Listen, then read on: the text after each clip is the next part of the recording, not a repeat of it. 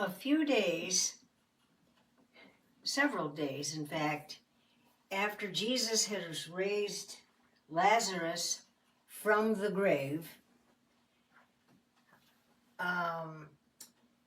one of his followers named Simon, who was healed from leprosy, he lived near Bethany, near Mary and Martha and Lazarus, and he decided he wanted to have a big party for Jesus because Jesus was alive, because Lazarus was alive, And so he invited a lot of people over to his house and Jesus. And Mary and Martha were there, and they were making special things for dinner. Just, wouldn't it be wonderful? Makes me cry. To have a resurrection from the dead party? Wow! You know, it reminds me of a time when my grandson was just a little fella. And we lived in Riverside, California, and they lived in a little country town close by called Norco.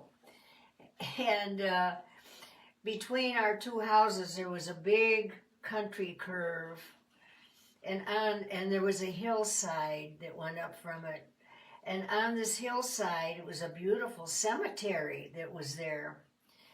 And Ben, my grandson, wanted to stop. And he said, "Grandma, let's go look at some of the graves." And I thought, well, that's unusual, but okay. So we drove in the cemetery, and every so often they had these cement benches where you could sit in the shade. And some places had flowers on the tombstones and stuff. And little Ben was, "What does this one say, Grandma? Who died here?" And I'd say, "Oh, that's somebody's grandpa. He died when he was 97 years old." And Ben said, "Oh, and what does this one over here say, Grandma?" And there was a child, and he was upset with that. But I thought, wow, I didn't know he was interested in cemeteries. But we made the rounds, and then we sat on a bench, a stone bench under a tree. And I said, "You know, Ben, someday Jesus is coming, and he's going to raise all of these people up out of their graves." And Ben was, wow.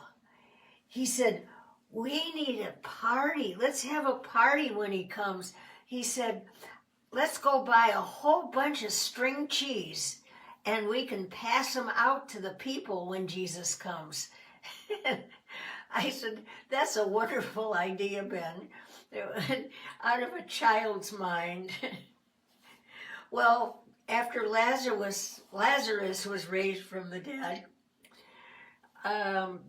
Simon wanted to have a party, and all of the neighbors wanted to have a party. No string cheese, though.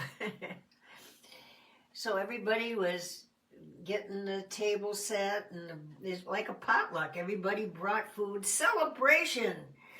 Lazarus is alive and well. And the disciples were invited along with Jesus too. It was a big party in that little house. Well, anyway, while the party was going on, Mary, Martha and Lazarus' sister Mary, she snuck into the bedroom, and from under her bed, she got out a little box, a very expensive box with perfume in it,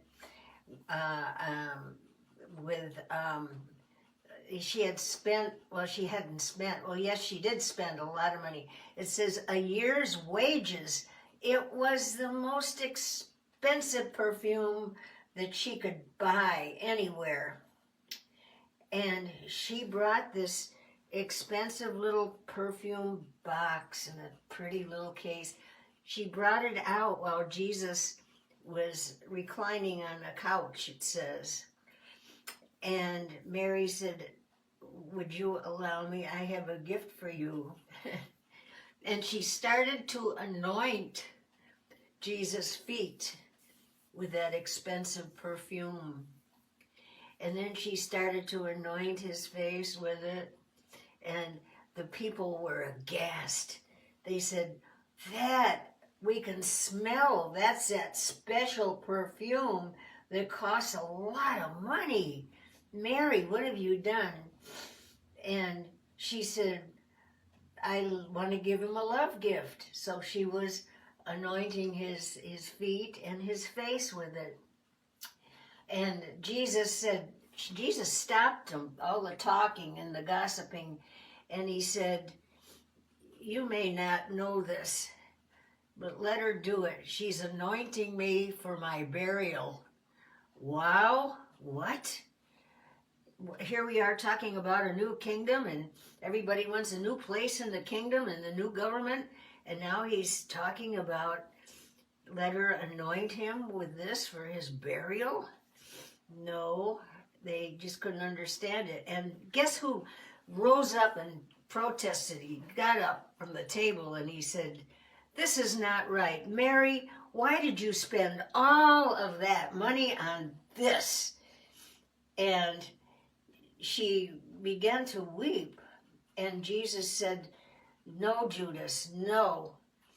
This is for me. I accept it as a love gift from her and for my burial. Well, people just couldn't understand that at all.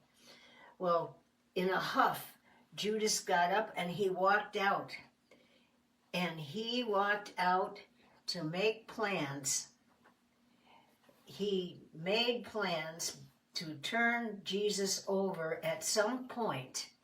When the time was right, he was going to turn Jesus over to the Roman authorities. Now, this is before the Last Supper and everything, but he had already made plans because he thought this whole Jesus thing was so wasteful. He was the treasurer, and he thought that they weren't handling things right at all. And Jesus knew that what was in Judas' heart long before even Judas knew it was going to be in his heart.